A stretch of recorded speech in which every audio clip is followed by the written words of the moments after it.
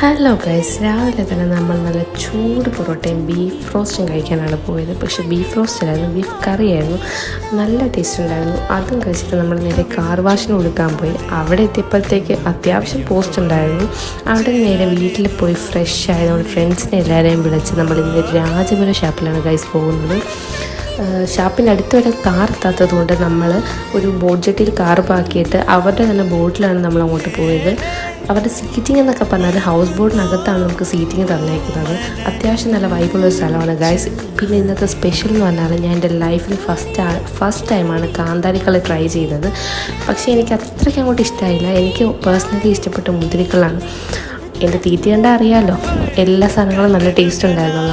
അങ്ങനെ ആ ഫുഡെല്ലാം കഴിച്ചു. അവിടെ കുറച്ച് നേരം നമ്മൾ എക്സ്പ്ലോറൊക്കെ ചെയ്ത് നമ്മൾ നേരെ തിരിച്ച് വീട്ടിലോട്ട് പോവുകയാണ്. തിരിച്ച് വീട്ടിലോട്ടും അവരുടെ ബോട്ടിൽ തന്നെ നമ്മളെ കാറിൻ്റെ അവിടെ വരെ ഡ്രോപ്പ് ചെയ്തത്.